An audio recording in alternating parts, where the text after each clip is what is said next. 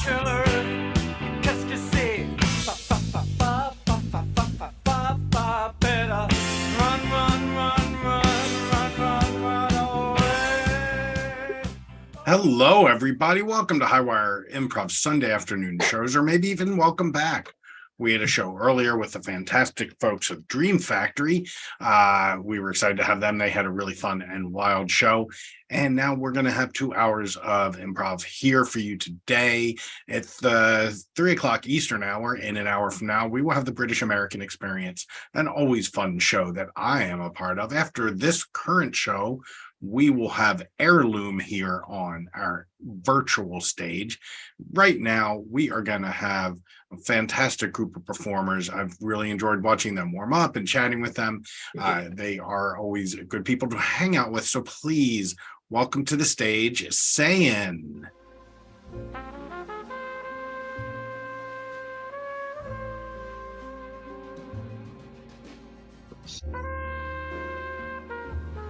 Hello, all. We're Sayin, and we're going to bring you some film noir.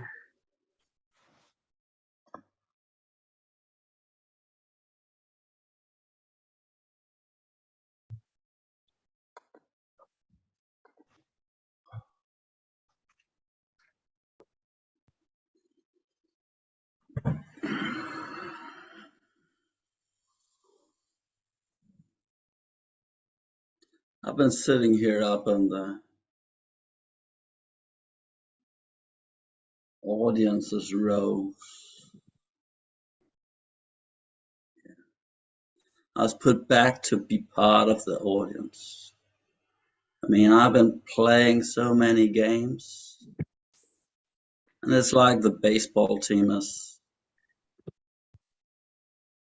yeah, there's a few good people among them.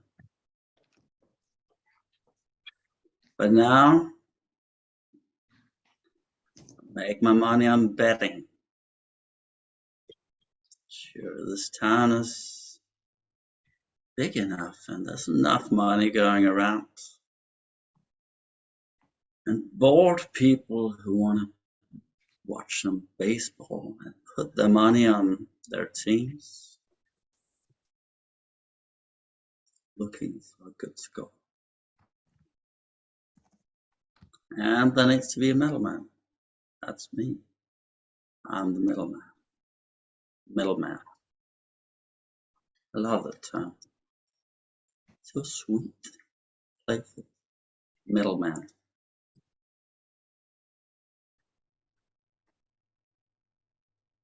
But there's always a but. Well, when there's people involved, there's a but. Some you can trust, some you can't trust. Someone needs to move the money around. Someone needs to count the money, give out the winnings, take the losings. Yeah. It's a break now. I need to go down and have a hot dog.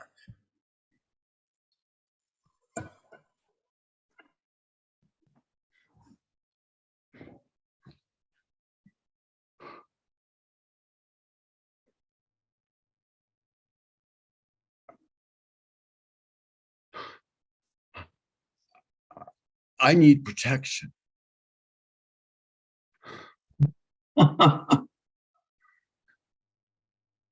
Protection, Mason? I mean, what have you done? What bet have you made?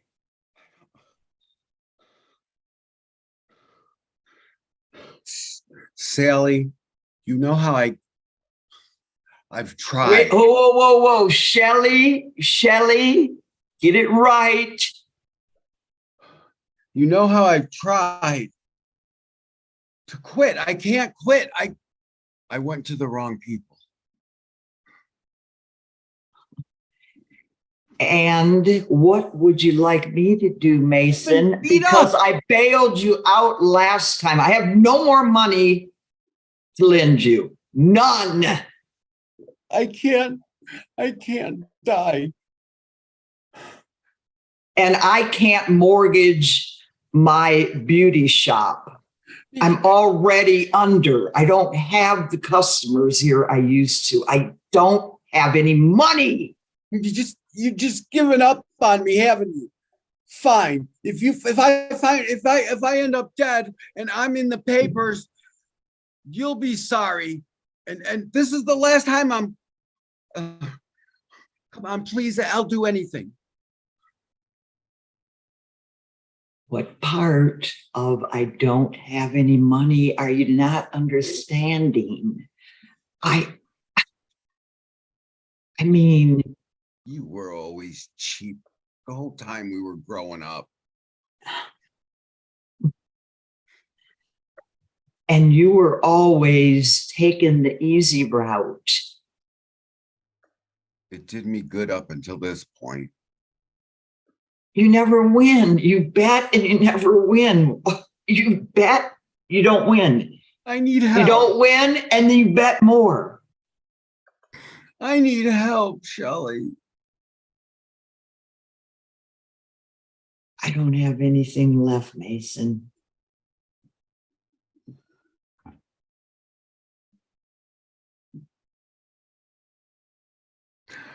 I don't know.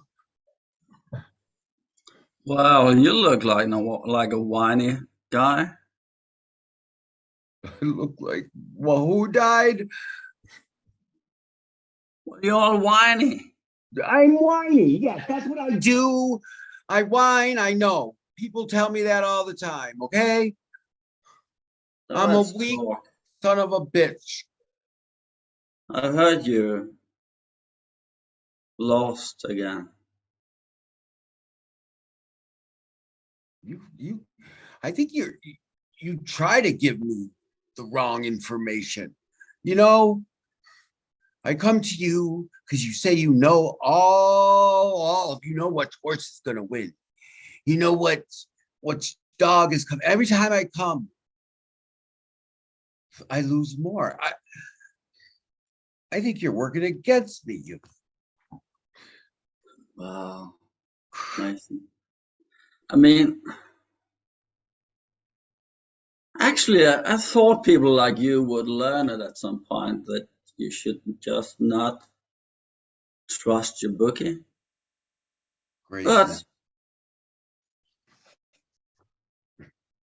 again and again and again. But I mean, Mason.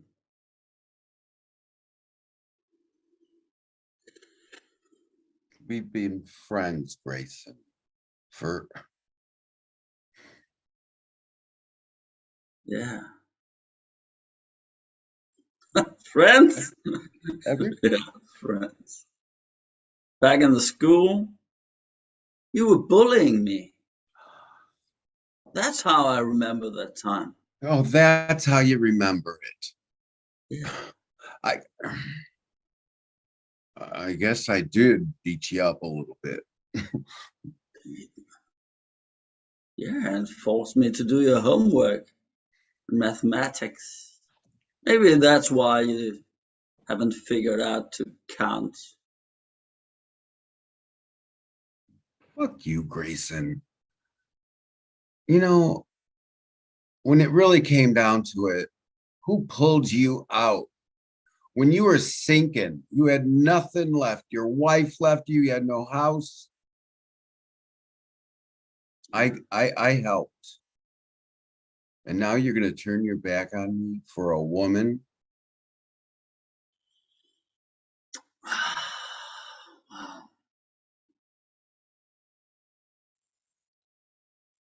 Maybe that's the time I became so calculating. Some people say I'm too calculating and too. And I guess You think that's right? yeah, you are smart, okay? I thought I was smart because I used to beat people up, but I guess that's not really being smart. It only goes for juniors. But you know, Mason, I have a proposition for you to do. I love propositions. Yeah, no, you. Yeah, the word proposition just kind of turns me on. You know, Glad Let- to hear. yeah, I want to hear a proposition. Yeah. The thing is that I've heard a rumor that there's some chemicals being moved around in the town. And one of the posts they pass by is the beauty parlor. I think you have a connection in there. No, Shelley, I've written Shelley out of my life. You can go. She hurt me deeply. I needed her and she turned me away. Then now is the chance to get back at her. She's only, you see, she's only a carrier. And you know, some of this stuff needs to help the team a bit on the way. You know, there are a few people with knee wounds and stuff like that. And normal medicals, they don't take away the pain. So they make them run. Too lazy. I know. Remember when they used to put the cocaine in the flower boxes? Oh, yeah. And beauty products. Well, now there's some chemicals that will help our players play better. And so we can put a good bet on them. Well, right now, Shelly's not talking to me, so I think you have to go make the first move.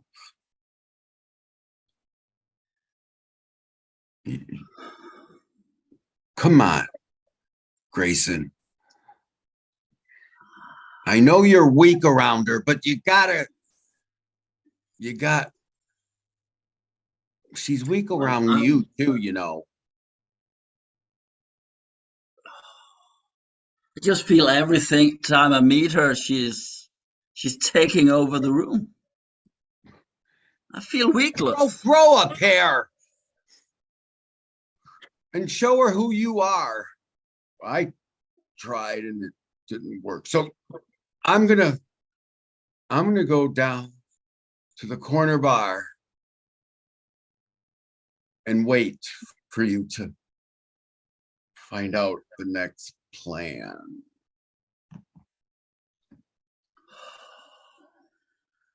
All had it figured out. Perfect plan to get Mason go down to Sheer and steal the box under her nose. Now he got me talked around. He's right, I'm too weak.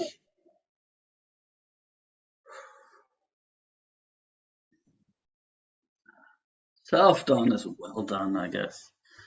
I need to go down there and pick up that box.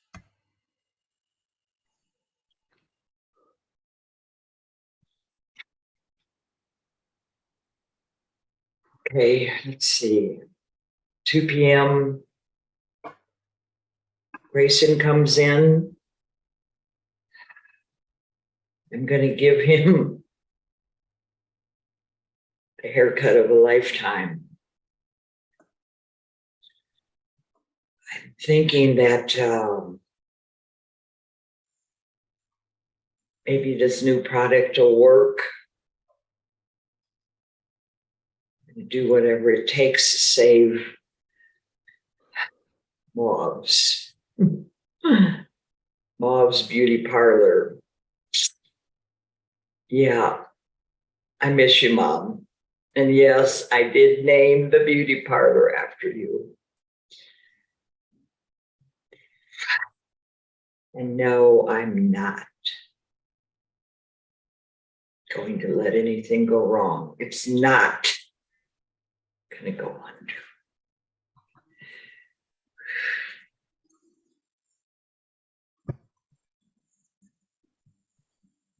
Hi there, Sally. Ready for my haircut? Grayson, it is so good to see you. I mean, it's just a pleasure that you came back. I know I kind of screwed up the last haircut, but not this time.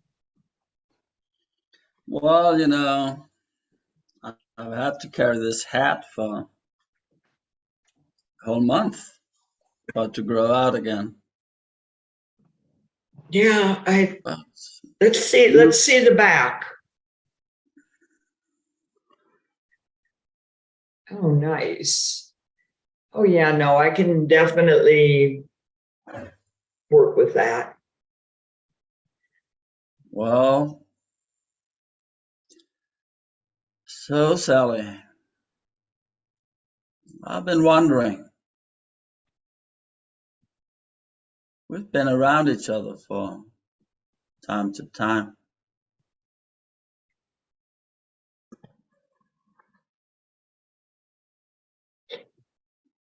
And Yeah. I met Mason the other day. He talked hard about you. Mason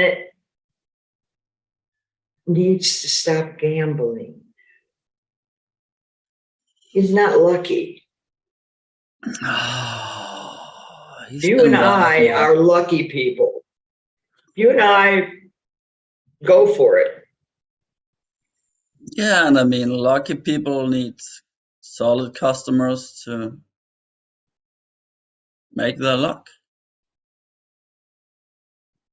I mean, Mason has been one of my most loyal gamblers, customers for many years. Yep. Well, I always get the wrong. Yeah. Getting a little warm in here. Yeah, I know that. I understand that. You've made a lot of money on him. A lot. But maybe just not accept anymore. I mean, he's a loser. You feel sorry for him. You feel sorry for him. What you feel is that you might lose some of the money he's made you. Yeah, I might feel sorry for him for the money he's not going to pay me, but you actually feel sorry for Mason, for him as a person. I can see it in your eyes. He's my brother. He's my brother. There's nothing that will ever change that.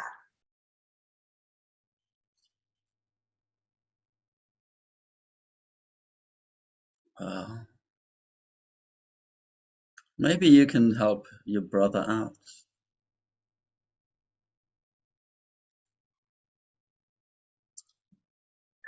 You have these chemicals, this cream. Yeah, the cream. Yeah, the cream. That takes the pain.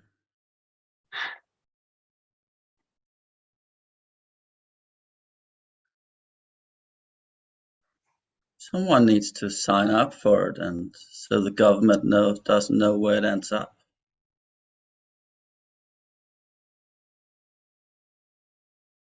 Grayson, are you suggesting That you help that your I brother? put my Yes. enterprise moths on the line? I mean, I'm so close to the edge.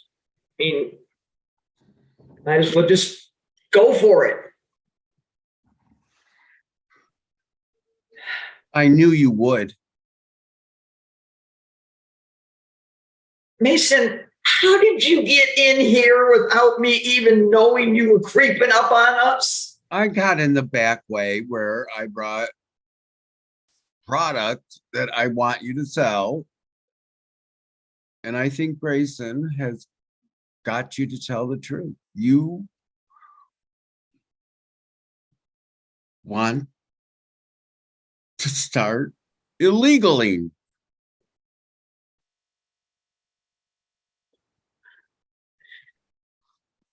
I want to start illegally. Just go ahead and spit it out. It's the only way you're going to make it. I'll do anything to save this shop. Yeah, I know, mom's shop. Whoa. But I will help you. Grayson, I really think the two of you, I don't know, I don't want to play matchmaker, but I think the two of you would make a nice couple. Just saying. What the fuck is that gonna do? What the fuck are you talking I about, just brother? like some happiness in my life, okay? I do love you, and I do love you. I already know you love me, Mason. It's not that. I mean, it's what is love gonna do for my beauty shop? What's love got to do with it? Oh God. Oh God. Don't you dare bust out singing. I mean it. You remember when I used to sing for you in class? He did. Oh, you remember? Oh, this is gonna be good. Oh, and then you loved it. You would come out of the class twirling your hair going, "Nan, I'm so pretty." The beautiful Shelley, Oh, always so witty. The Oh, beautiful Shelley. always Let's so not get off pretty. topic. Let's not get off topic. yeah, no, well, I'm good for the money. I'm good for the money. You know that? well, I think if the three of us work together, we could even expand the shop. Why can't The it be- product, Mason, the product. It's in the back. Do you want? It's ready. You should try You something. brought the product to the shop. Yes, you got to try it. It's really good. I mean, once you put it on, it's a new way of infusing. Infusing money into a dying business. Is this what we're getting at? No, we're getting into illegal, but it's in the cream, so no one will know. Try it. I already said I'll do anything. Good. I will do anything to save this shop. And I do like the fact. It's like, well, I'm sorry if I upset you. So we had an agreement. Yeah, we're gonna go down that back alley of illegality. Guess And we could money maybe and make up a success. song about that back alley of illegality. The back It's where alley. we're going to make our money. In the back alley. Of So- illegality. It will And- be fun. Hopefully not get arrested. It will be fun. Fun. And that's all you get. I love Thank you for you the all, guys. I love you. We're just saying We're just about saying. illegality and That- about Illegality. that that back was- alley of illegality. That was so much fun, especially when Frank tried to get you two together and Sandy goes, "What the fuck will that do?" What I does was- love was saving moms. Say no more. Oh, I was very good thing I was muted because that was a very loud laugh. Yes, thank you so much, all three of you. Thank That you was a all. fantastic time. Thank you. And we will See you all next month, Highwire. We love you, Brian. love y'all too. We Thank will you. see you soon. All right. Where's what am I looking for? I I'm don't looking for the music for the next team. I should have had that up. I should have been more prepared. I checked to make sure it was where I thought it was, and it was. I just didn't load it. Where is that? Why do I have so much stuff on my desktop, people? Okay, we are ready for our next team. They are a super fun trio. Oh, we were still waiting for a couple to come over. Okay. There we go. We're getting them now. That was a great trio, and we are going to have another great trio here. I changed my clock. We're always happy to have these folks here. And let me get the music ready. There we go. It is turned up. Yes, it is. Please welcome to the stage Heirloom.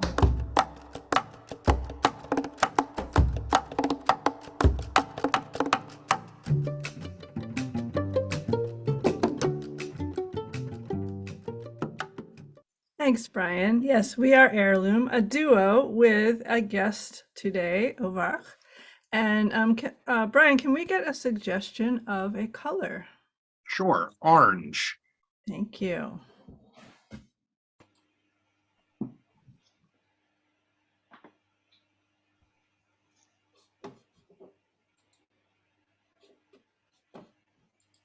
Orange is the sunset.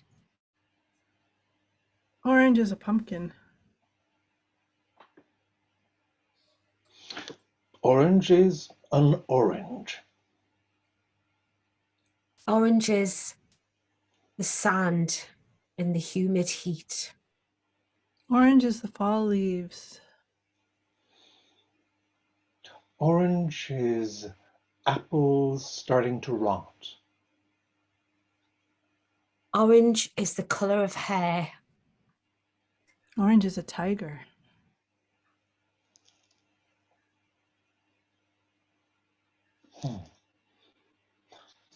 Orange is at twilight. Orange is an American prison uniform. Orange is a planet. Orange is rust. Orange is a pigment.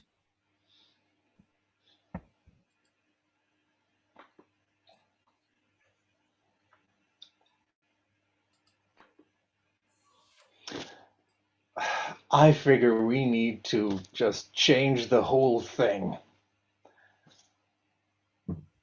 Yes, this car is more rust than metal at this point. Can you afford it? Well, if we pool our resources, I mean, we're halfway across the country.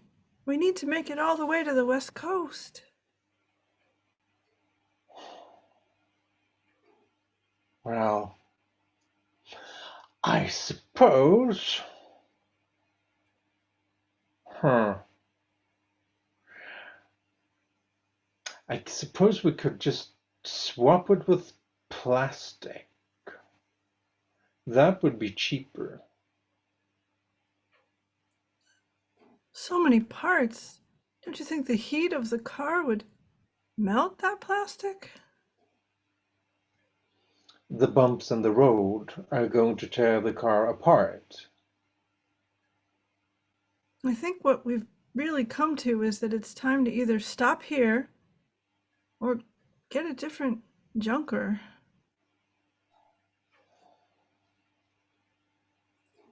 I mean, I could always have more people working for me if you are in need of a job. I thought you were broke like me. Not quite. You have people who work under you, for you. I would have. You would have. Have you got funds to pay these potential people?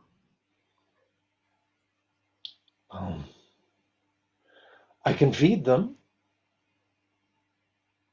If you have the resources to feed imaginary employees, then maybe you have the resources to get us a new used car so that we can make it all the way to the promised land. But what will I get in return? Other than my undying loyalty as a friend? That's kind of intangible, something more tangible.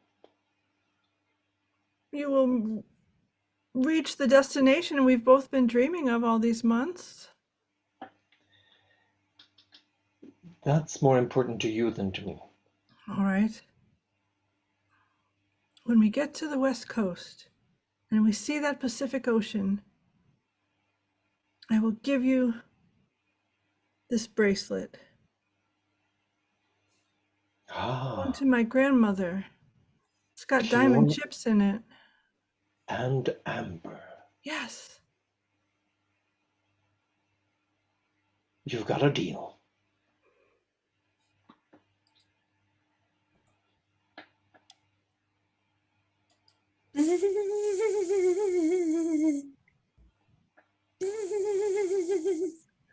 Billy Oh, B, I can't believe you're buzzing around me. hi, Orange Flower. Is that the hour? Could be the hour. Could be that it's time for you to calm down and just take a little nap in my petals. So much work to be done. And I'm the only one.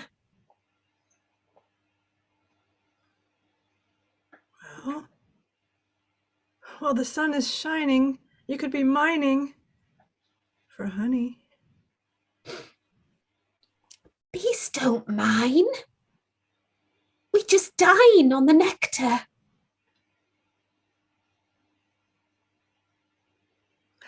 I think that you should go into the town and see the rector and sting him on his ear.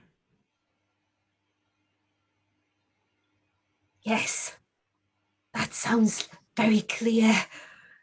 Like a plan I'd like to do. I haven't quite thought it through. He might kill you dead. Yes, something in my head says, if I sting, then I will die. And then I will have to just ask why I ever sent you there.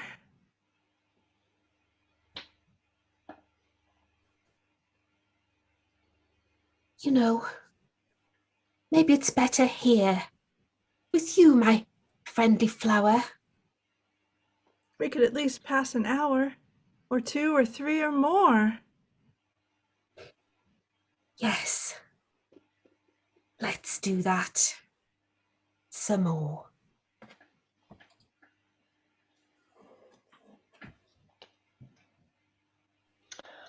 I think you and I need to leave. But the bars stop us from leaving.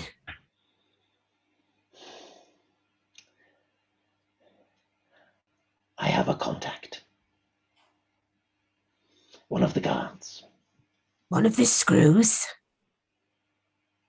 He's got a screw loose. What does he want? He wants to know where we hid the loot.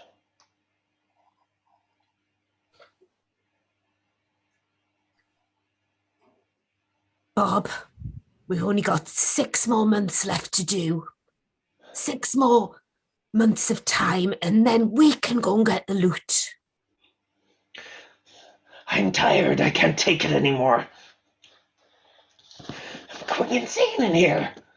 Just think about the money, the treasure, all ours when we get out of here. I'm so tired. Come here, Bob. Come here. What? What? Yeah. Better? That's the problem. I can't stand you hitting me and shaking me all the time. You need to man up. Pull yourself together, Bob.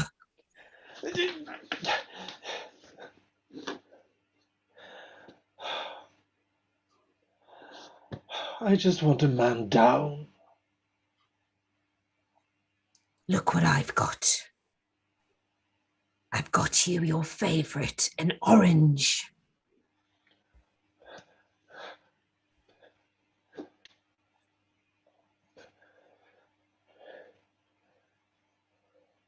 Better?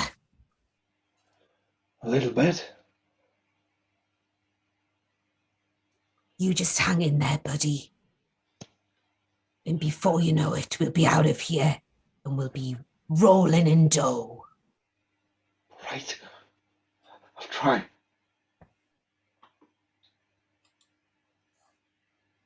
What happens when we let go of the branch?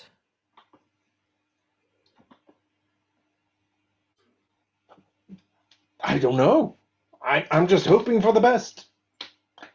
I like it when we were green. Now that we're orange and starting to turn brown, I'm afraid. John, I just feel old and like the tree doesn't want us anymore.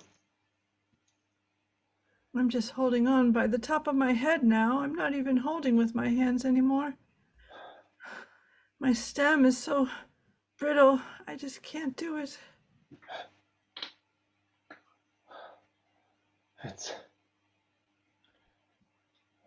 The wind is blowing.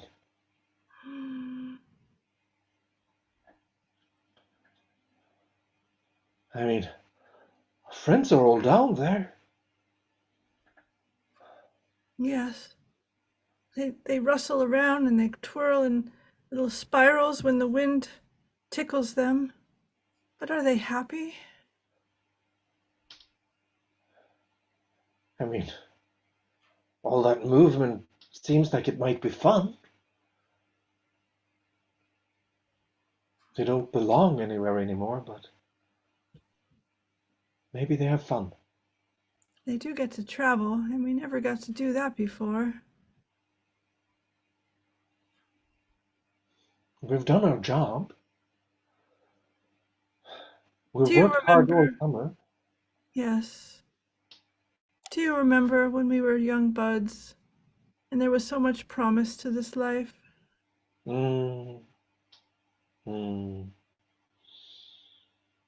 were so small.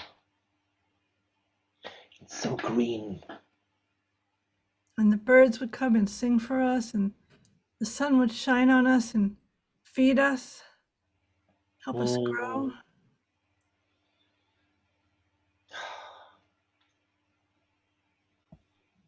I remember all of the breathing.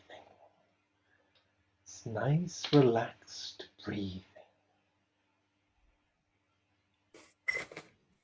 I used to be able to sense all the other trees in this grove. Now I feel like it's fading, that sense of all the other aspens. It's so empty here now.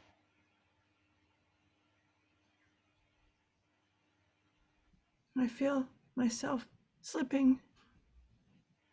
I don't want to leave. But what are we even holding on to?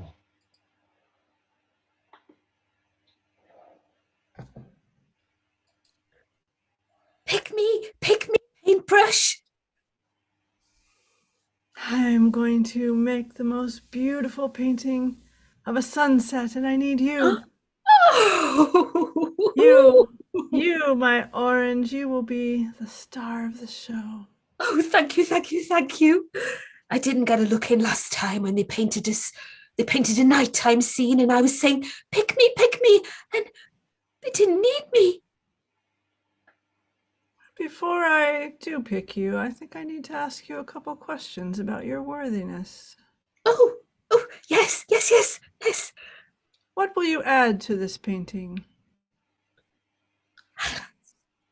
Glory, passion, amber, beauty. Do you think that it will make it more realistic or more dreamlike? Ooh, well, the sunset is both realistic and dreamlike. My master paintbrush. Wow, that's a good answer. It is not definitive, it is rather political. You could run for office, you know. Oh, please pick me. I'll make the most beautiful sunset in the world. All right, here we go. I'm reaching out to you. All right.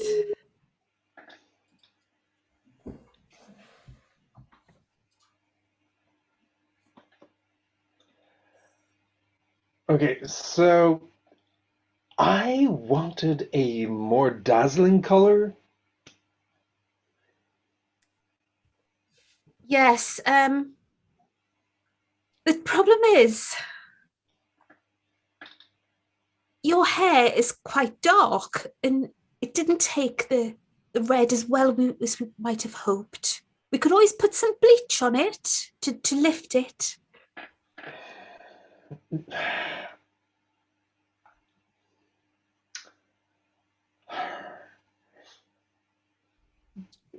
Is that really going to help?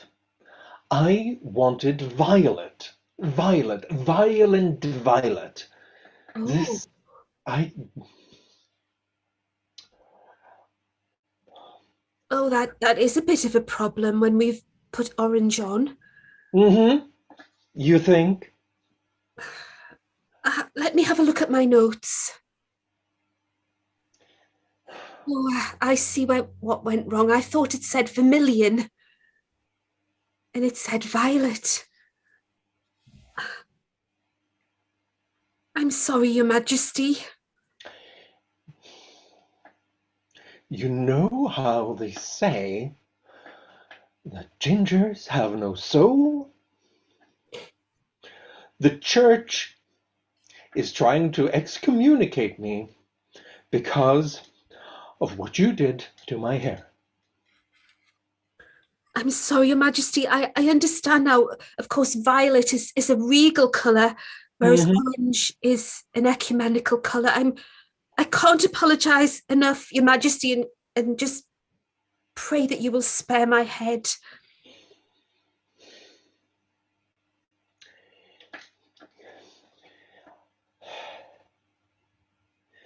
You're the only hairdresser I have left. You're lucky, or very, very unfortunate. Please just do anything. A wig, Your Majesty? A what? A wig? They're the latest trend. All right, but get me a violently violet wig. Here you go, Your Majesty.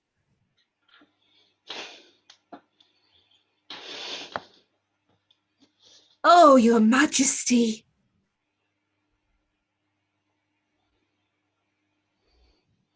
Have a look at the back.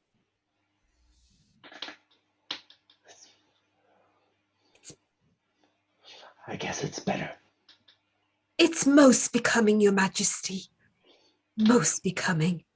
I know you're lying, but that's okay. At least it's not orange anymore.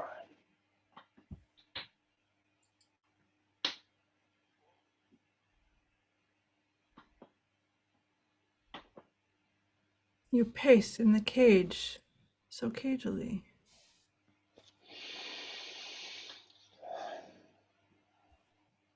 Well,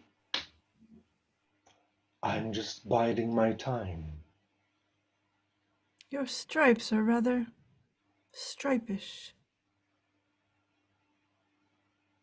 As they should be. Can you never change your stripes?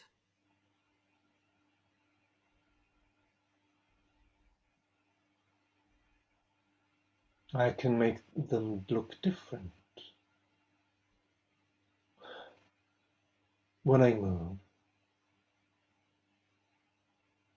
The ripple of muscle is rather impressive. Thank you. Your snarl is rather snarlish.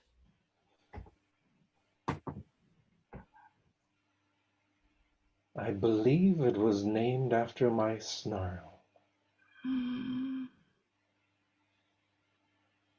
You are altogether tiger-esque.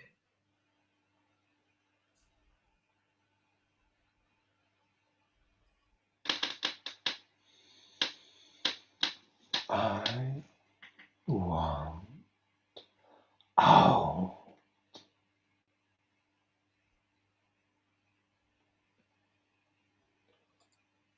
Would you please open the cage?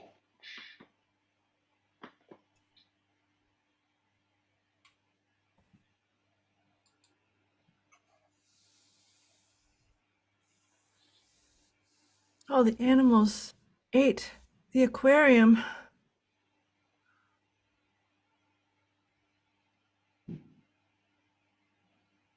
They ate everything apart from us. Because we weren't being believable in our bastardly activities.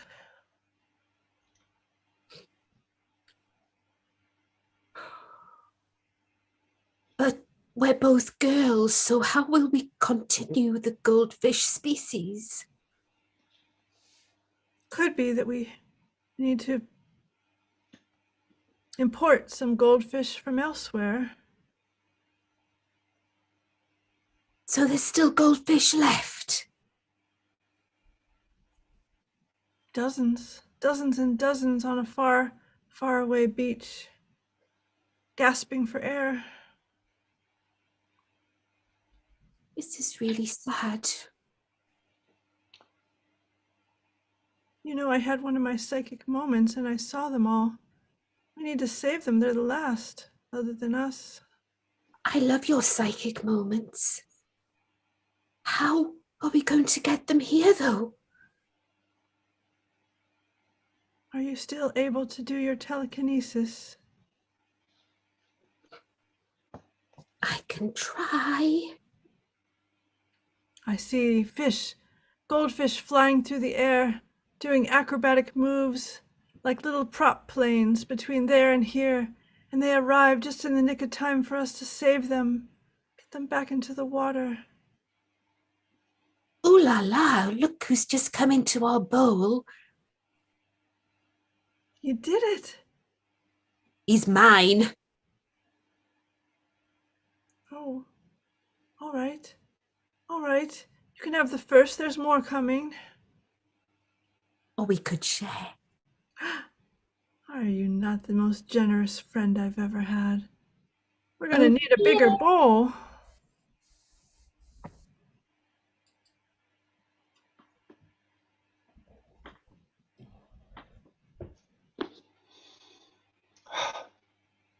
I've been eating a lot of beta carotene, and I feel like it's doing wonders to my skin. Yes, you have that orange glow. A healthy glow. Yes, I've been eating all the blueberries. What do you think? It's a nice gothy look, that little blue sheen you have. You don't think it's too much? Not for Halloween. It will be way too much the day after Halloween. Oh, really? I did wonder if I should have gone with the bananas for the yellow look. No. Hmm. No, we'll just need to stay in hiding for like a month after Halloween. I'm sure Oh. the joy will just drain out of us by then. I think you look absolutely gorgeous with your orange beta carotene skin. And you look absolutely bewitching with your slightly blue skin. You? The curry needs just a bit more spice. What spice? Turmeric? Yes. Cinnamon? Turmeric. A little Huh. cayenne as well. Yeah. Any spice starting with a C and turmeric. Oh, oh, that was a lot. Well, You're so forceful in your spice addition. people have said that I don't have good taste buds. But this is how much makes me happy. All right, I will suffer for your taste buds. Don't worry about me. Huh. You've said that so many times. Don't worry about me. You're saying that to make me worry about you. It's taken you this long to realize that. Well, they say my brain is kind of slow. Your taste buds and your brain, they both need some sharpening up.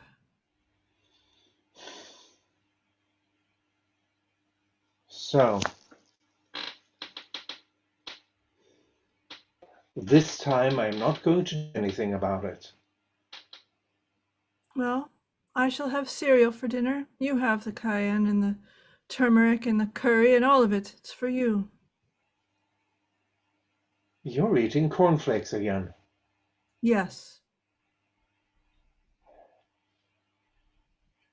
And a banana.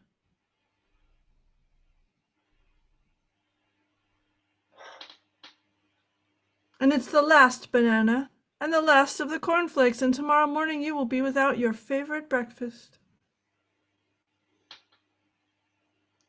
My mother warned me about you. And that's our show. Let's all come back. Oh. Yeah, cereal for dinner is, yeah, that happens here in this house, not infrequently. Thank you. That was a super fun set. I really enjoyed it, and I love adding guests to the mix. This is so much fun. So thank you all for being here. Looking forward to seeing you next time. Thank you. Thank you, Brian. All right. I am going to do everybody's favorite game, which is Brian does admin and talks at the same time. Yeah, because I started that one a little early, so we finished a few minutes early, and we're going to get the other team over here. Yeah.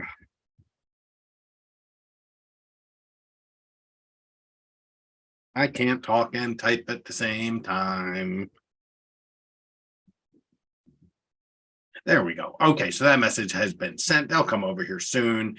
Highwire, so tonight we only have one show. It'll be 7:30 Eastern. We have had somebody can't make the 7 o'clock show, so that will not be happening. And then we're back tomorrow night with shows and tomorrow night we also only have one show at 7. Again, 7:30. Team had a conflict, so we won't be doing that.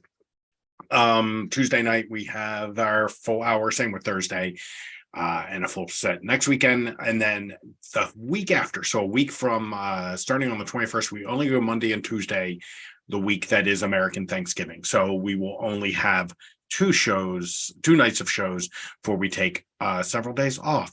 But yeah, we're gonna we'll take a little break around Thanksgiving, take a little break around Christmas, and yeah, it's gonna be a lot. Oh, good. That is, oh, I see. Okay, thanks. Thank you for that message. I didn't. I'm old, and it took me a while to do that, the math of that language. So come on, hold on 1 second. Ready. All right. Yeah, so we have a few people over here, a few people still coming over, and it's a nice mix. There's 2 Brits and 2 Americans. It's a perfect, yeah. AFK took me a while to remember that. Yeah, Brian doesn't know what AFK means. No, I do. I do. Did you have AOL Messenger? What's wrong with you? I nerd? did. I did before AFK was a thing, and you know.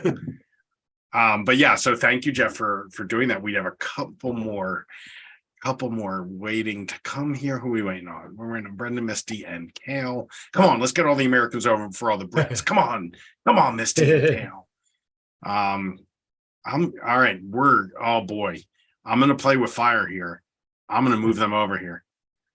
I'm gonna move them to the main session. They'll have, I think, 60 seconds to accept that. If they don't, they'll just show up. So you might see Brendan, Kale, or Misty pop up on camera. Well, Brendan's here, so we're waiting for Kale and Misty. I have moved them over.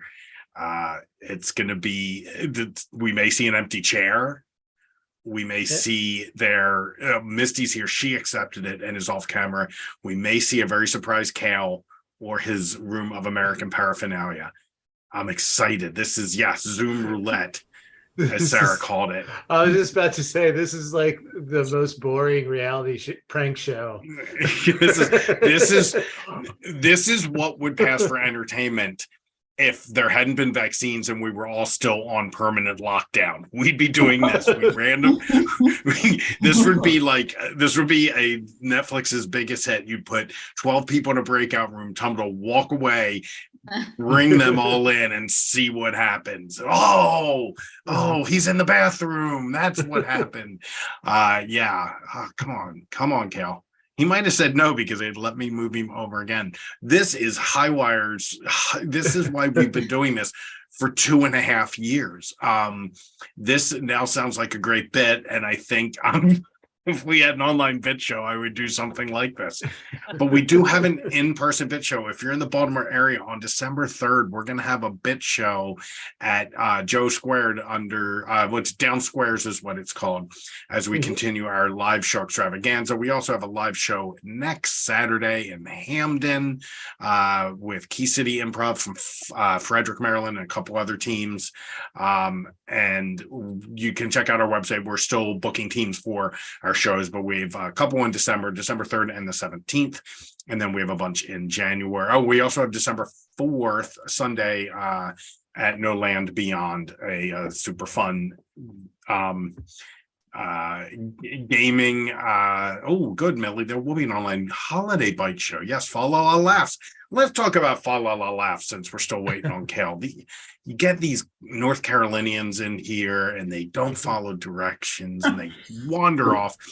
But this is what happens. Oh, there he is. Cal's here. This is what happens when we lose the balancing nature of Carla. Carla keeps Cal in line, and now it's just chaos over here. But we're ready. We are ready to go. You have heard enough nonsense from me. Ladies and gentlemen, this is one of my favorite hours of the month. This is the British American Experience, and I'm going to welcome my co-host to the stage with our song. You say, I say either, you say neither, and I say yes. Neither, either, neither, neither. Let's call the whole thing Okay. off. All right. Hello. You know, when we first agreed to do the song, I assumed it would be played and we'd be off camera. Yeah. I'm sorry. I just got a message. I know, and I'm just so bad at this hosting thing. Sometimes I forget that. I should probably go off camera then play the song. So next month, that's a problem to solve next month. I think maybe our dancing is quite inspiring now. It's kind of evolved. Yes, as the show continues to evolve into just chaos, just absolute chaos. Absolute chaos. Welcome, everybody. Welcome. This is the British American experience, where we basically attempt to solve lots of questions about our two cultures. And the more we do this, the more we find through the medium of improv. Yes. And like I say every month, we solve it, then it gets bad again, and then we solve it again. Yeah, exactly. That's what we're here for, public service. And none of our solving and unsolving had anything to do with any old people in England dying. That had nothing to that was outside of the realm of our experience. So 100%. Yeah. So I think without further ado, should we talk about suggestions? Actually, I know you got some earlier. Probably. Yes. Let's recap. Yes, I did get some, but we're looking always for more. We need 3 kinds of suggestions. So the first one is a typically American location for a scene. The second one is a typically British location for a scene. Well, it looks, okay, that's, yeah. Oh, God, I'm a mess. And our third suggestion is any questions you have about British or American culture. So that's what we're looking for. Put them in the YouTube chat or on Facebook if you're on there. Mm-hmm. And don't mention tea, because that is too triggering for all of us. Yes. Okay. Or kettles or microwaves. So please, can I welcome on the British cast? Lovely. On you come, darlings. Hello. Here we have the wonderful Julie Flower. Hey up, lass. Oh, she's Northern today. And we also have Brendan. Oh, absolutely spiffing to be here, chap. Lovely. Thank you. We also have Alistair. This is Embankment. Oh, I felt like I was there. And I'm Sarah. Please mind the gap. Thank you. And now let's bring on our American cast. We have Misty. How y'all doing? We have Millie. Hey, what's up? we have Jeff. I bought this mug on the QVC. And we have Carol. Is Carla there with you? And I'm Brian. Sup? I really need subtitles for that section. Carla is not here, but she's closer to them than to us. Yeah. And I found the reason of traveling to Ireland as a poor excuse for not doing an online improv show. Come on. We don't have internet in Ireland. If you see her, tell her I don't know where the dog food is, and I've been wearing the same clothes for 4 days. We actually, Julie and I are going to see her, so we'll pass it on, won't we? Yeah. So we're going to go into our first very silly game, which is a translation game. So we are going to start off with a typically American scene with Kale and Millie. Brendan and I will be watching very closely, and we're going to seamlessly reinterpret that from a British point of view. So, Brian, what do we have as a typically American setting to get us started? We have it's a very simple one, but I don't know if we've ever had it before. A movie theater. No, I don't think we have we? No. Awesome. So Kale and Millie in a movie theatre.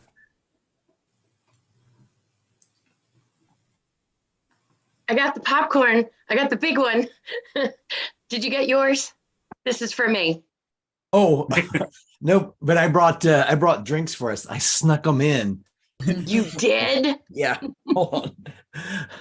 Did you like do the thing where you like, oh gosh, this is a really big popcorn. where you like make your own plastic bags and like tape them inside your shirt? No, even better. I soaked some rags in some Coca-Cola. And I just put the rags in my pocket. So okay. You want a rag? All right. Yeah, sure. Mm. You just put my mouth right on it. I don't know how you drink from a rag, but yeah.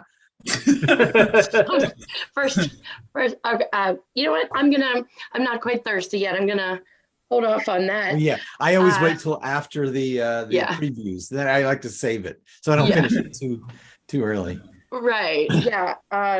Hey, this I don't know date how is going great. Yeah, Yeah. it is. I mean, I'm really thankful that you weren't off put, that I got like the gallon size of popcorn and I don't want to share. And I think it's oh, that's like dripping on my leg now. No, yeah. I think that you have a really interesting way of bringing in drinks. Yeah. When I saw Unseen. you, when I saw you go to order the popcorn, Scene. what was that? He just wants to stay and drink from his rag. Come on. Hold on. There we go. Oh no, I'm not. That's you two. I'm sorry. Brendan, everyone wants to be in our scene. I was thinking it was the next suggestion. Carla, help us.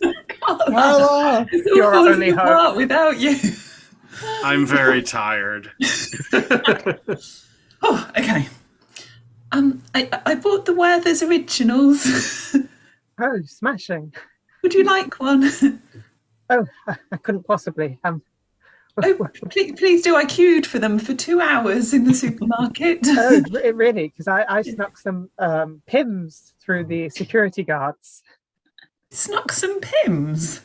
Yes, I wore my big coat. And I've just got this this loose bag of Pims. Of course, Didn't even get a thermos.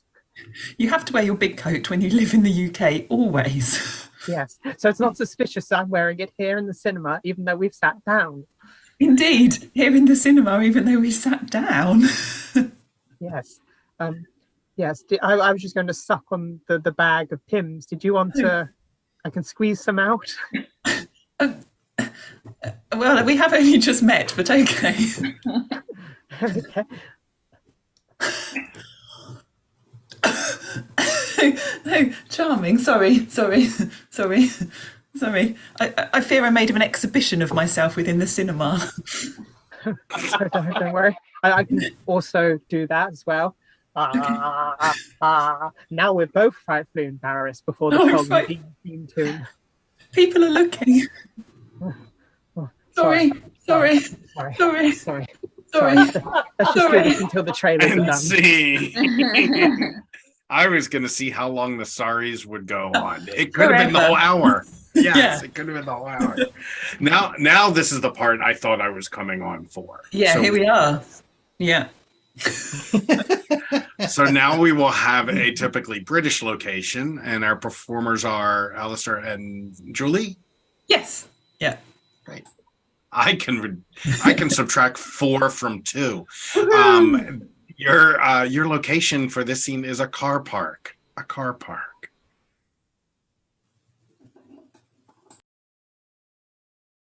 All right, mate. You've got another 8 inches. Are you sure, mate? It's I just don't want to prang anything. It's That's the room, mate, for your mini. Come on, you can get a pantechnicon in here. Come on, mate. Oh, okay. Look. The only thing is, I just don't want. I got this brand new last week, and if Sorry, man. You was going a bit fast. Oh, sorry. Oh no. No. My wife's going to kill me now. She got it. It's my birthday present. She said, have a mini. And I said, well, would rather have a Bentley, but, oh, no. Oh, does it look bad, mate? Does it look bad? No, mate. It looks fine. Your wife, she'll never notice anything. Maybe if we, I don't know, a little polish here, you'll be absolutely fine, mate. Hang on, let me come. Oh, God, blimey, no. Nothing to see here. No, just move a little bit to the left, mate, because that. Oh no! Oh Dave, no! mate, it's fine. She's going to be fine. Don't worry. She's gonna notice the bumper's not on it. Well, why don't you just buy her something really nice, and then she'll never notice. What, like flowers? Where am I going to get those then? Now? And see. Oh, so much fun. All right, so now Misty and Jeff, I believe.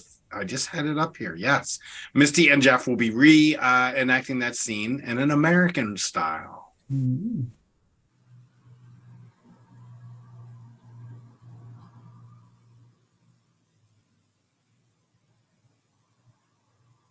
You gotta tell me though. I can't. I thought you were gonna go. I thought you were gonna go first because you have a Harley and I have a scooter. So I kind of let the little pathetic people that ride scooters instead of Harleys go first because I feel like they need it. And that's me. That would be you, yeah. Oh, okay. I got this big hog with the big fat tires, and I'm wearing leather and chains and everything, and I got this helmet with the spikes on the top, and you're on a scooter. So I figured. It was able to repurpose my helmet from my skateboarding days as a child, and the elbow pads aren't necessary, but I thought it was a good idea. You're just so resourceur, honestly. Just such a resourceful little doobie. I can't quite. I'm gonna try, but I can't quite get your. I don't know how to say this. Your hog is quite large. I have a large hog. Yes. You're just gonna have to, it's only 2 wheels. Use your little spindly legs and pack that sucker in there so that my hog can just rest peacefully. I'm sorry. I actually got a Bluetooth call to the scooter at the time you just said that, and I didn't hear what you said. Oh, wait, they're calling back. Okay. And scene. Yes, the old I'm getting a phone call, I can't hear you trick. That's good. That's good. We've all done Very it. American. Very American. I love that. All right. Brian, we're at our most favorite bit now. We are at our most favorite bit. What every improv show needs, which is PowerPoint presentations. Yeah. It's weird that no one else does it. It's almost like it's not a good thing to do, Brian. I don't know. I know. It's odd. It's odd that people we haven't. This has not been a revolution, and that's what I'm worried about. That. No, I might make a presentation about it. I think that we may have come up with next month's presentations, how to revolutionize. Yeah, there we go. And I am first today, correct? You are first today, yes. Okay, so Brian's going to present on our agreed topic, and the British cast will be watching to then do some long form based on what he says. So I will hand it over to you, Brian. Yes, and our topic, which I found out this morning, even though we agreed to last month, is little things that annoy you. And can you? So, my patron saint of annoyance is on the screen with, what is wrong with you people? Now, I do want to preface this by saying that I have over the years become much better with not sharing my little annoyances. I still get annoyed, but I look back at my Facebook memories in 2012. Brian was very bothered by a lot of people and needed to tell you. And I didn't find any in today's, but it was very much, there were just grievances, George Costanza style grievances all over the place. And I've cut that out. I'm still bothered by things, but I just don't feel the need to always share them. But I do want to share with you that I think I was manifesting that. And we're going to, I used to work in publishing. I used to work in academic publishing. And at one point they wanted to do a video promoting a book on how to control your anger, how to be more peaceful with yourself. And guess who got cast as the angry man in the trailer for this book? So we're going to take a look at this, me as angry man.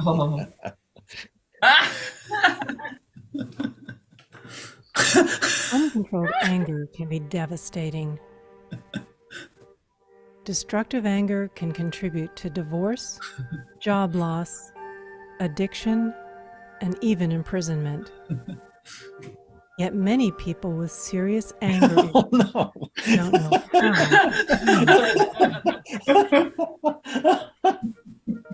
In overcoming destructive anger, Dr. Bernard Golden offers concrete tools for turning destructive anger into healthy anger. Dr. Golden draws on theories of emotional intelligence and compassion-focused therapy to help people recognize and move beyond the triggers that cause destructive anger.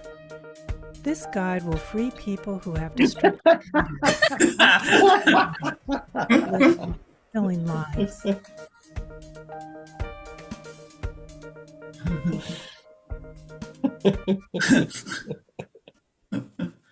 Yeah, so how do I get out of here? Okay, there we go. So yes, that was my debut. Or not my debut, but a great moment in acting for me. The Emmy is here somewhere. You can't see it because of the background. I'm sorry. But yes, that was very much fun. That little girl was the daughter of the guy who shot the video. She was very cute. She was very fun. As her dad kept telling me, get madder. You get more red in the face. And I'm like, yeah. But yeah, so I just wanted to show you that. That's who I can be. I don't like to be that person. And I'm just going to share two things. They're things that happen regularly that upset me. Little things that not upset me, annoy me. And one of them is the headline might not give it away. It might take your mind down a dirty road. No, that's okay to do that more than once. But oops, hold on. Key fob guy. You only need to press it once. When you hear the horn one time, your car is locked. Your precious car is locked. And we all know that you've locked your car. When you press it the second time, you just want us to look at you. If you press it a third time, you should be sent to jail. It's not like there's anybody in my neighborhood who does this and it bothers me, but there is. One time is fine. And I'm going to share a secret with you that will blow your mind. There's a button inside the car that does the same thing and doesn't draw attention to you. And you can do that and then shut the door. So you only have to do it once, but you don't have to do it at all. All I'm saying. And my second and last annoyance is, again, this could go down a dirty road. This was not done intentionally at all. But and this also might be a very American problem. And I just had this the other day, I think Friday. So McDonald's has these drive-throughs where it's one lane, but they have multiple speakers for you to order from. They have trouble figuring out who is ordering. And maybe like they don't write it down. And maybe when you get there and you think your bill is $7.42 or whatever, and you get up there and they go, that's $28.40. And I'm like, no, the lady in front of me who ordered a whole bunch of stuff, when they told her my price, she just paid gladly for that. And that caused a delay. So what you need to do if you work at a McDonald's or you design McDonald's is, oops, hold on, I got to get on that screen again. Okay, that's the first person. That's them. Yeah. It doesn't matter what they talk to you. The person who talks in that one gets their food before the person who talks in this one. Again, I'm just gonna go back. Give them their food first, and then give them their food. It's very simple. And also, they need to have a net. So when dumb people drop their credit card, they don't then have to kind of pull out a little bit so they can open their door and pick their credit card up off the ground. That's not like that happened to me or anything. But, yeah, just please fix drive-thrus and stop pushing your key fob button. It annoys me.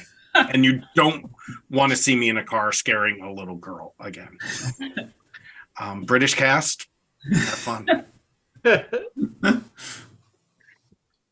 This is the police. Put the key fob down. I'm going to press it one more time. Your car is clearly locked. Step away from the fob. I've got to do 75, otherwise I'm meaningless as a human being. I think you need to invest in other areas of your life in order to feel fulfilled. My life is an existential void, devoid of hope. The only thing that makes me cool is my BMW. Define cool and to whom? to myself and that woman I'm chatting to online who I think likes me but could just be a bot. Right. Well, the only person who needs to think you're cool is you. And perhaps you. What? No, that's put you down in my books. Okay, I'm putting the key fob down. That would be cool. And edit. So I only ordered one first-class stamp and 10 A5 envelopes, and you've charged me £472. Oh, I can't even hear you. The post office is not what it used to be. No, I'm sorry. I'll just see. I can't hear you. I can't hear you. It's almost like you're on mute. I'm sorry, my colleague mutes himself sometimes because of the profanities. He's a very rude gentleman. He's terrible with Post office is Gavin. not what it used to be. Gavin, Oh, behave sorry. yourself, okay? We're having problems with this new ordering system. I didn't want to make a drive-through post office, but they're forced us to do this. Sorry. I'm finding it very unsatisfactory. Hang on, I've got someone else coming through on the speakers now. What you want 6 second class? Hang on. So you're saying yours wasn't the 17 second class and the 43 first class? No, it was just one first-class stamp to write to my sister in Northumberland and some envelopes. And I tell you what, sitting on this bicycle for so long in this queue has been terrible for my, areas. Come up to the next window and I'll sort you out. But this is absolute nice. Are you sure? Are you sure you didn't want to pay your electricity bill as well? Because I've got someone who's saying they want to pay their electricity bill. I can't tell which bicycle rack it is. Edit.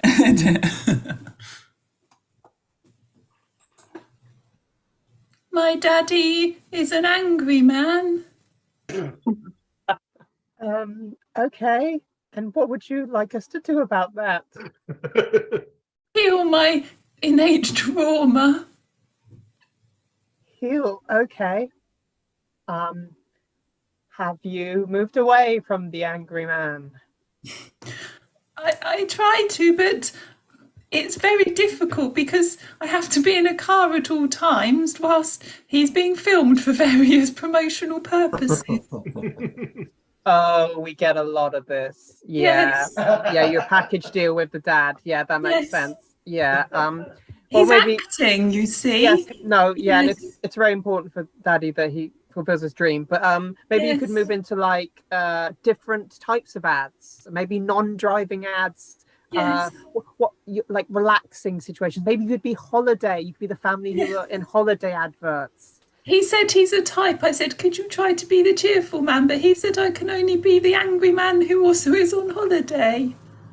We cut to that holiday ad.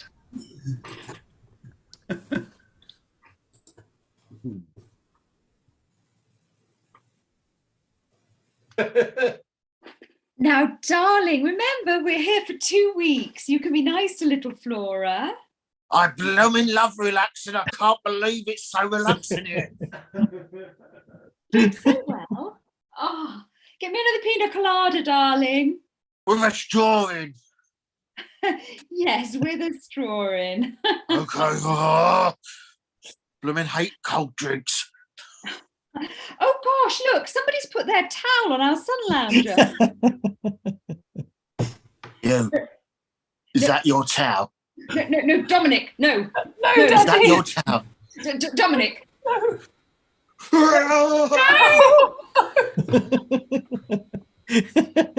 Thompson's holidays for the family.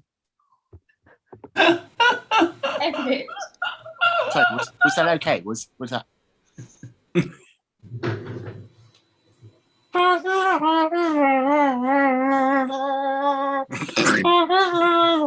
All right, mate. What you in for? Just regular straight up fraud. You? Boop, boop. What was that? Boop, boop. Oh, Did the old three things on the old card, didn't I? Got 20 years. Oh God, could I get a different cellmate? Could I go in solitary even? Oh no, mate. There's only one way out of this cell, and that's with this. Why did they let you keep it? They're sick. You get to keep the paperwork that I used to commit fraud. Right. Am I stuck in here with you, or are you stuck here with me? What is that what's going on? I think we're stuck here together. Stop it. There is no way there's a car nearby. I think you just like the noise. Can you stop that? Do you know how will long the stop last one lasted? No. A week. Edit. That's the scene. Sorry about that, Julie. Oh, that was super fun. Yes. As Kale put in the chat, I have very specific gripes. I could only think about the most recent things that really annoyed me, and yeah. I mean, you'll find there's some similarities with what I'm about to share in terms of niche gripes. Are they related to your visitor that was in last month's? Is it things that annoy you about? That would be amazing. I wish that I had done that. It's more niche than that. Prepare yourself. Okay. I will let you go. Leave you to it. The screen share. Okay. Right, where are we? Here. Okay.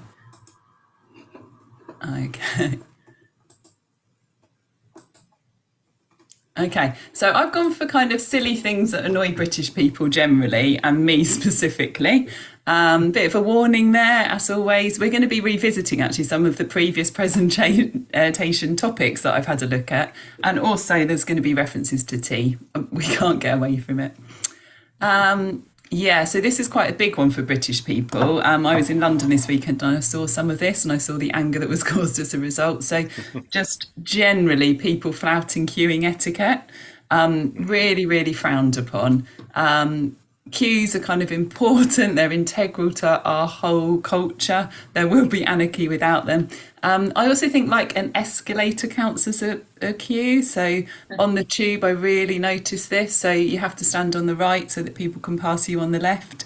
And if you don't, the repercussions are terrible. Like people will stare at you, and sometimes they will also tut a little bit at you.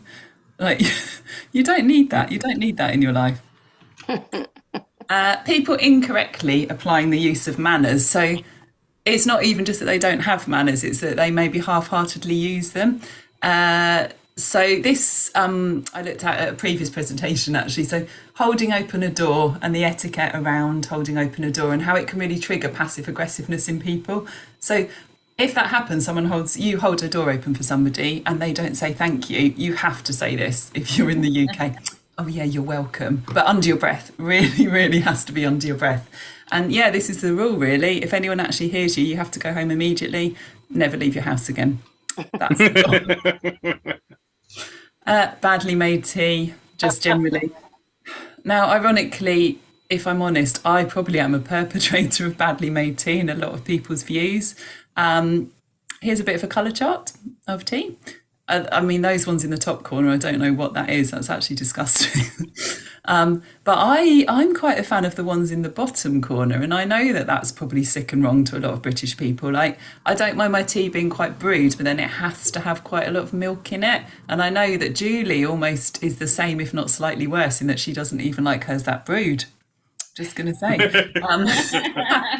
But most people I'm saying are like a mid-range cup of tea. So generally I try to avoid making tea for anyone other than Julie because it just makes British people angry when I make tea.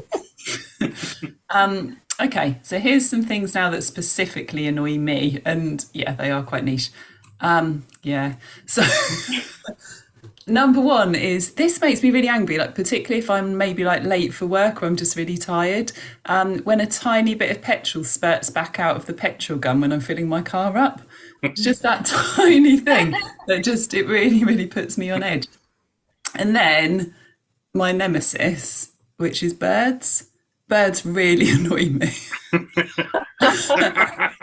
When I was about 10, I actually got a bird stuck in my hair because I've got massive hair, and I was walking past a bush and I got a bird stuck in it. So they do freak me out, but really specifically at the moment, just above where I live, because I'm in a flat, an apartment, and I'm right in the roof. There's some really lovely, I guess they're doves, kind of cooing in the eaves above where I am now. But then there's this one completely pubescent one who just like, I'll be in a Zoom meeting and all I can hear is like, and it sounds like it's having some kind of, I don't even know. And yeah, it's been there for ages. It clearly hasn't gone through any other stage of development. So just generally birds freak me out. Yeah, cooking annoys me. Like, I've shown these before. So these are some of my attempts at cooking, like my famous exploding soup. Like that's happened to me at least twice. And the time when I sieved some pasta while simultaneously trying to wash some sequined costumes, and this was the result. That was my dinner. So cooking is a thing that specifically annoys me. The other stuff I think is just specific to being a really tall person. So like I don't fit in the world very easily, and sometimes it irritates me. So yeah, just leg room on trains, buses, theatres, cinemas annoys me. Trying to get shoes that fit, that's another thing that really annoys me. And then the final thing related to this, tall comments. So this is a brief selection of comments that I get. I wouldn't say it necessarily really annoys me, because most of the time it's really funny, because I think British people tend to be quite passive and quite reserved, but sometimes when they see a tall person, they can't self-edit, so they'll just say something very weird that's in their head. So I think I've probably got about 100 of these, but these are some of the highlights. So yeah, a guy in the supermarket once followed me round, and he popped up behind shelves and then finally came and talked to me. And what he said was, "Excuse me, do you know Susan?" And I was like, "Oh, no, I don't think so." And he went really suspiciously, "Really? Because she's tall." So him. I was coming out of my house a couple of years ago, and a woman crossed over the road, came up to me and said, "Do you have to pay for extra legroom when you get on a plane?" And yeah, annoyingly I do. But a man in a pub once said to me, "If I was taller, I'd take you fishing." I don't know what that means. Yeah, just generally being used as a measuring stick. So mostly men, I have to say, who are about 5'9", will stand next to me and say, "How tall are you? Because I'm 6 foot." They do that quite a lot. And finally, just the grunty people. So sometimes if I go into mostly a pub, I guess. So if I go to the bar to get a drink, sometimes they'll look at me, and then they'll look down at my feet and look up on my head again. And I think they're trying to compute whether I've got heels on or not. And when they realise I haven't, and this is just who I am as a person, they kind of go, because I think it's just their head exploding with the concept. So sorry, I got quite angry there. I'm going to have a cup of tea. Yeah, just have a little think about it all and hand myself over to the American cast. Thank you. Oh, let me come out. Stop share. Okay, American cast. Good luck.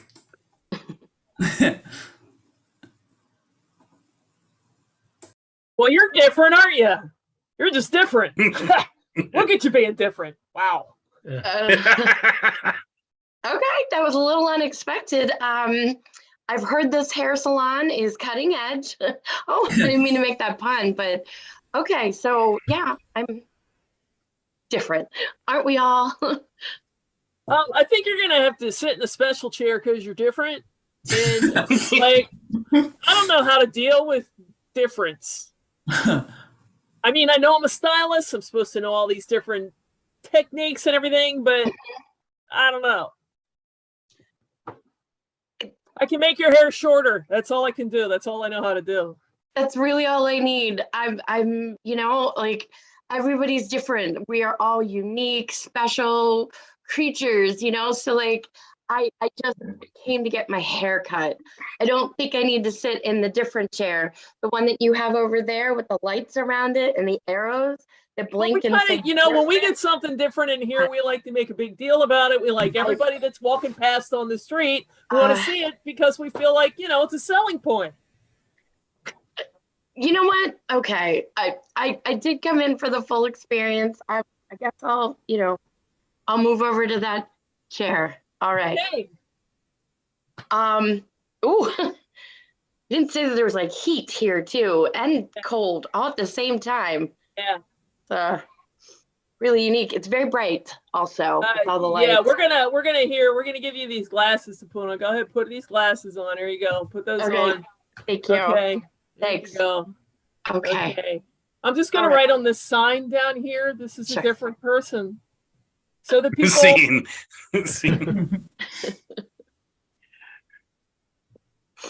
So you want extra whipped cream on your latte, right? Yeah, that'd be great. Okay. I'd appreciate that. All right.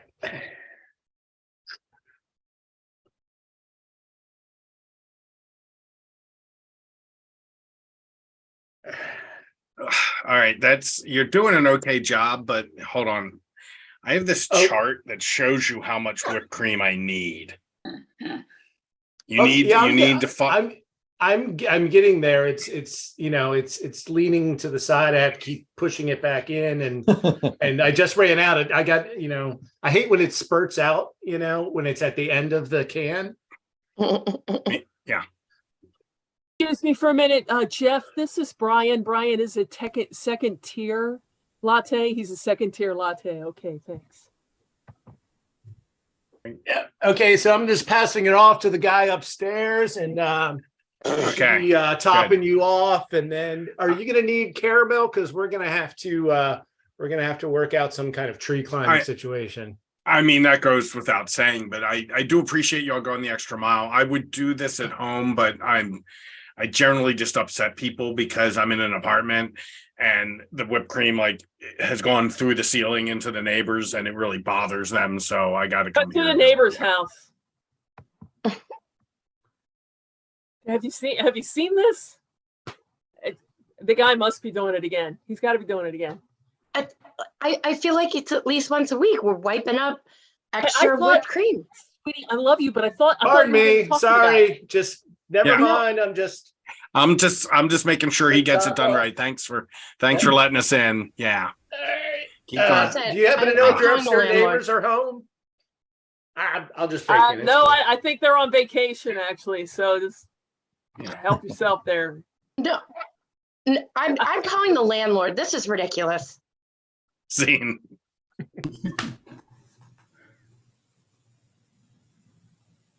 Hey, everybody, get in here. Come on. It is time that we are going to take over the government. We are going to start a coup. We're going to declare anarchy and just get people down. So I know you all have lots of good ideas. You all share good ideas. Whoa. I'll get your ideas in a moment. I am ready for anarchy. we need to activate step 1. Okay. No more lines. We are not standing in line anymore.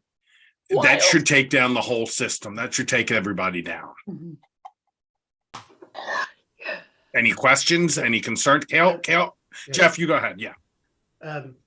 Well, I agree that the system needs to be smashed, and that inevitably you may have to give up some freedoms in order for the greater win. I kind of like the order and cleanliness of a straight line, and but not the ideas behind that line. Take all your clothes off and prove to me you are not wearing a wire. I'm saying. 100%. He would do it. He would do it. That's why I cut it. Yeah. You did it too. There have been drunken pandemic bit shows where Jeff and I have started to take our clothes off. I believe Jeff. Instinct. Yeah. Yep. It's happened before. We're going to move on to our final section, which is our living room section, where we're going to discuss a burning question from the audience, half the cast at a time, and then do some improv based on it. So first up, we've got Brian, Alistair, Millie, Brendan and Misty in a minute. And actually, come on, guys. Come on. What is a question that we have that you guys might be able to answer? I was thinking these are coming from me because I didn't like a lot of the ones that I'd seen. We didn't get many today, but we looking at the old ones, and I thought we'd do a kind of theme of the season. So I think this one we're gonna have the Brits explain Boxing Day to us, and we will talk about why and how and all that. Good luck. Yeah. So what happens on Boxing Day? Well, it's a national bank holiday, which means you don't go to work. And if it happens on a weekend, the 26th of December, it is pushed to the next day. So you may get a bank holiday that's extra because you aren't at work. Why would you have stayed in work? So, do you guys get a day off because of boxes that you put things in, or because you like to punch people in the face? I don't think it's either. I think it's more a case of we collectively need a day off after Christmas to get over the collective grief of Christmas. So instead of just like, hey, a day off day, they call it Boxing Day. Yeah, I think for starters, I mean, if we didn't have Boxing Day off, I think no one would go into work. So they kind of give you the day off just to sort of say, hey, we're all not doing this. And then everyone's on the same page. Yeah, to be boring, I think historically it was when your employer would bestow a box of stuff to you. I don't know what was in the box. But yeah, it's a little nod to the employees, I think. Was it a box of bologna or something? Bologna, it could have easily been bologna day or something. Could have been, it could have been, that'd be great. And Americans would misunderstand that and think you're talking rubbish, you're talking baloney. I really like that it's like no one was going to work anyway, so we're just gonna keep giving the day off. Like we need the day after Super Bowl to be a holiday. Yeah, I mean it does. Like, I think Jeff put it in the chat. A holiday from the holidays. That concept of just you weren't going to do this anyway. Yeah. I've been at jobs where they've given us off between Christmas and New Year's with that same concept of. I had an old boss who he kept threatening like, oh, I'm going to stop doing that. I'm going to stop doing that, and the CFO would go in with charts of like, this is how many people will just not come in, and like, just do it, just give it to them because there's a rumor that you're not, and this many people have threatened to just call in sick. It's just like, okay, but yeah, it's a good concept to just say, no, you weren't going to do it anyway, so we'll pretend we're generous. Yeah, it's also useful because the day after Christmas and then Boxing Day, it's a good delineation between the no man's land that is whatever happens between now and New Year's. When you what day is it? I do have one more question before we do the improv. Do people then say, well, why don't we just do Christmas on Boxing Day? Does it help procrastinate celebrations if you know you have an extra day to do them? And would the churches care if they did that? Thank you. So, I mean, one of the things quite a few people I know do is like if they go to one set of the family on Christmas Day, and then on Boxing Day, go to the family they didn't want to go to. And then you can still say that you've been to see both families over Christmas. That's because there's a lot of debate amongst my friends. It's kind of like, oh, who do we get to go to for Christmas versus who do we get to put up with on Boxing Day? That's kind of what I was getting at. Yeah. Awesome. All right, let's do some improv now. Yeah. It's Baloney Day. Get in here, everyone, and get your meat from a box. All right. What everyone get? I got bologna. I got mustard. I got salami, and I'm gonna keep this box because it's gonna remind me of the smell of the holidays for the whole year. The whole year. Smart. I didn't get anything in my box. I've just got an empty box.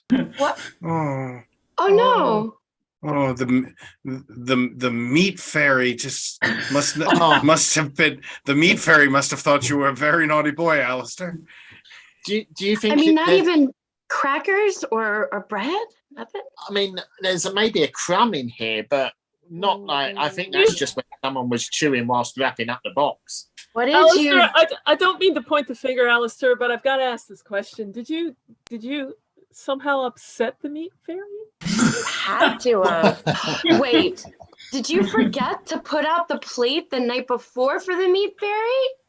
What? What?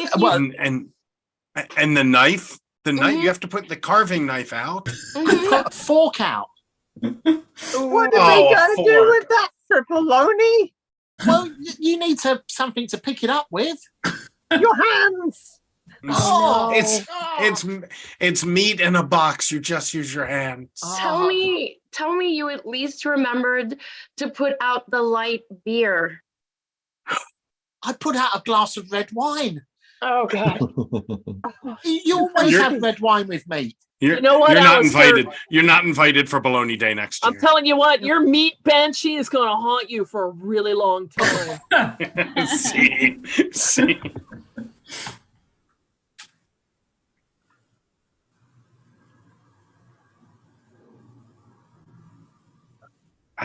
I'm really excited about getting married.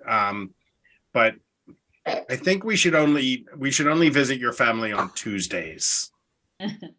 They don't seem like a weekend or a holiday worthy family to go visit. I think they just Tuesday visits, maybe from like 5 to 7. You know, if Christmas Day should fall on a Wednesday, obviously we're going to have to go see them on a Wednesday. Oh. Ooh, You know, because I didn't Christmas think moves of. around. Yeah, I didn't think of that. Maybe if Christmas is in the middle of the week, we go see them on Sunday. I just don't think there are some You know families what? that are very. If What? Christmas falls on a Wednesday or it falls in the middle of the week and we go visit them on Sunday, that's like visiting them on Tuesday any other time. I know. And That's not exactly right. the point. That's it. But it's because it's not really your mom. It's not really your dad. Your Aunt Mary lives with them, and she just smells of bologna, and I don't really want to be smelling bologna on the weekends. I know that halitosis is the thing that's really like the game changer for you, but we just have to suffer under her halitosis. It's like the Christmas spirit. It's the thing to do. All right. I will give them one Saturday a year, but it cannot be near a holiday. One Saturday. Scene.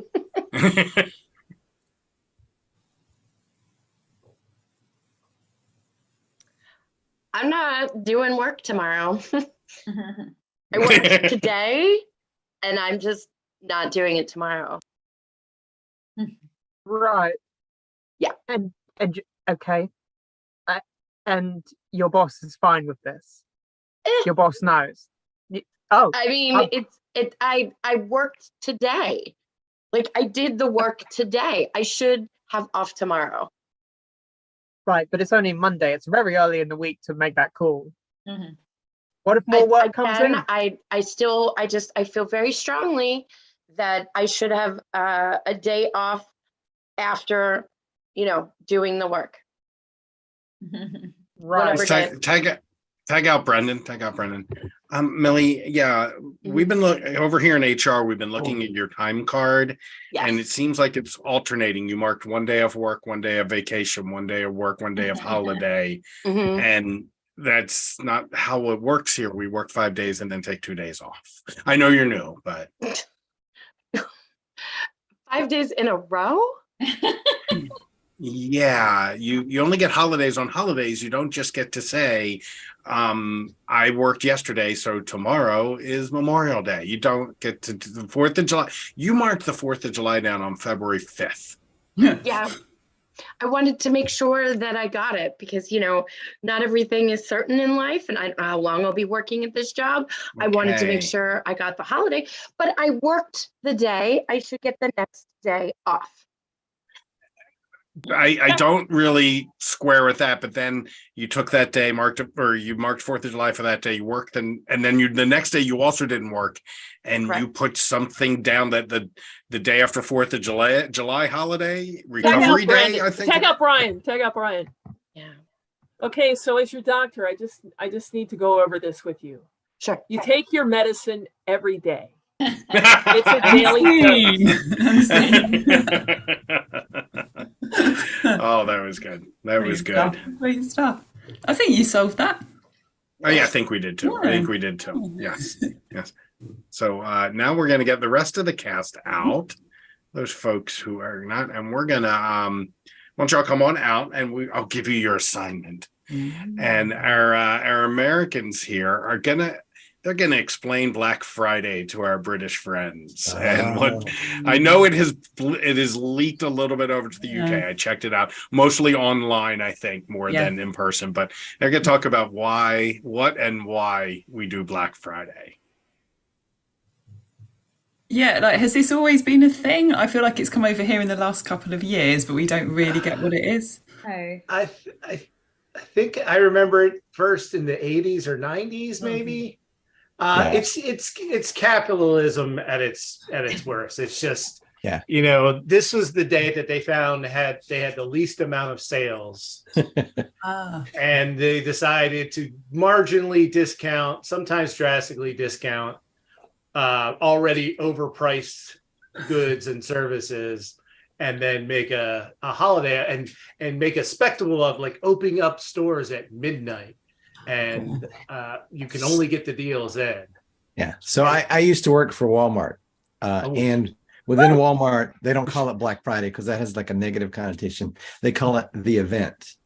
And the event is the biggest day of the year. I think it started because Thanksgiving is always on a Thursday and people are already together and looking for something to do. And so they would go out shopping on Friday, and stores started kind of catering to that, to the point where it became like people lined up. And then now stores are open on Thursday. Like Black Friday starts on Thanksgiving at noon. My sister used to leave Thanksgiving dinner and go to outlet stores on the Eastern Shore. Oh my gosh, so it's like Thanksgiving Boxing Day. Yeah, I was just thinking that, here that's what you do on Boxing Day. You suddenly see all the presents you've just bought discounted like the day after. Yeah, but in typical American tradition, we don't usually a lot of times we're not buying things for other people. Like, you're not buying early Christmas presents. You're just buying like a bigger TV or a new couch or something. So when I was at Walmart, because I never really partake in Black Friday, but when I was with Walmart, I would go out, and we were always like working and visiting and go to competition. And I remember, like, I went to a mall, and at 4 a.m, the food court is packed. So not only people are like, I'm going to go out and buy things, but you know what? I'm going to stop and get a Sbarro pizza while I'm out. And I talked to people in line, like, what do you, and someone were like, oh, I'm excited about this specific sale or this item. But a lot of them, it's just like, this is just what my family does. Every year we go out and we just buy whatever. It's very American. A leisure activity. Oh my goodness. Wow, I think we've got enough to do some improv. Let's do it. It is time for the event. But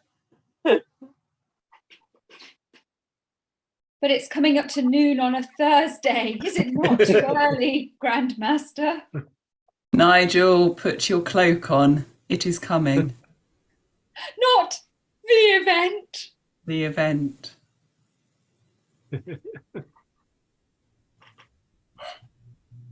Nigel, go into the ham aisle at Asda and discount the ham by 75 pence. No, Grandmaster, regional manager, I don't know if I can. In the 80s and 90s, I heard such things happened, but not today. Nigel, I gave you the power of the pricing gun for a reason. Now use it. Yes. This power's going to go to my head. Pull the trigger, Nigel. Pull the trigger. It's not going to just be the ham. It's going to be the cheese as well. Eddie on, Nigel. We do need to make a profit. Edit. Well, Jeff, now that you're a member of the family proper, I wanted to let you in on a little tradition. It's a little something that we Johnsons have done since the mid 1800s. Wow. That's awesome. Thank you. I feel honored. I'm sorry to have woken you up in the middle of the night. You still look a little sleepy. But I'm just nervous in front of you. I want to, your new father-in-law wakes you up at 4 o'clock in the morning. You don't like bitch, right? You don't. You're not like. And I know okay, I gave you a hard time. Okay. I said I don't want you to marry my daughter, but now that you're part of the family, you should be part of the Johnson tradition. So we are going to go to the store. You're welcome. Yeah. What are Mr. Johnson? What are we going to buy at the store? Whatever they have. I don't. What kind of question is that?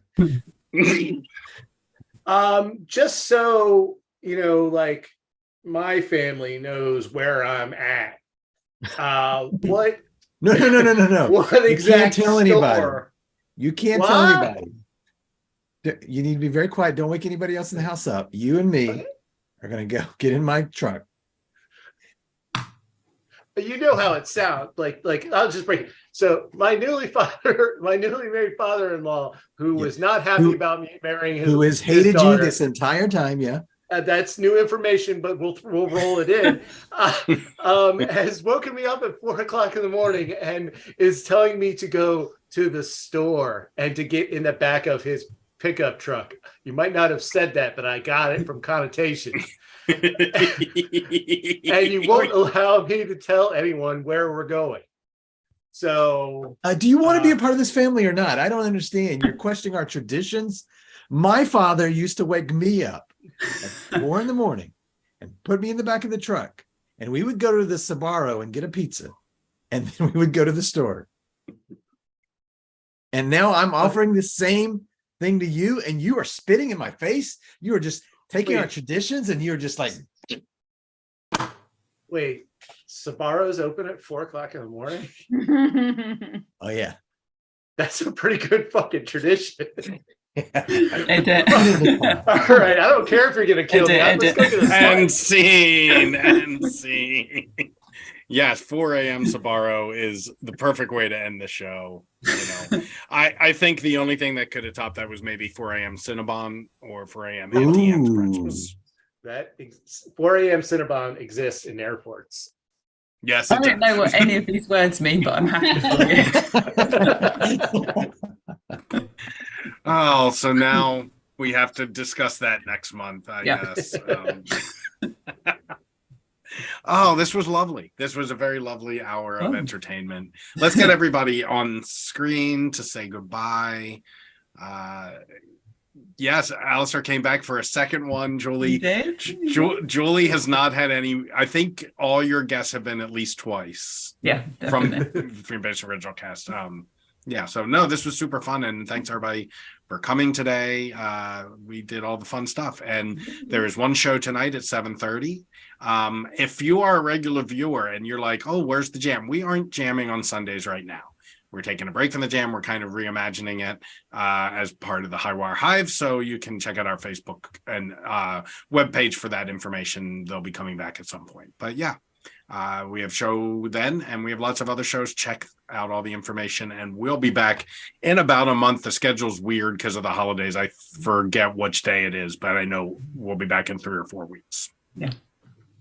So thank you. We're just going to wave and say goodbye. Bye.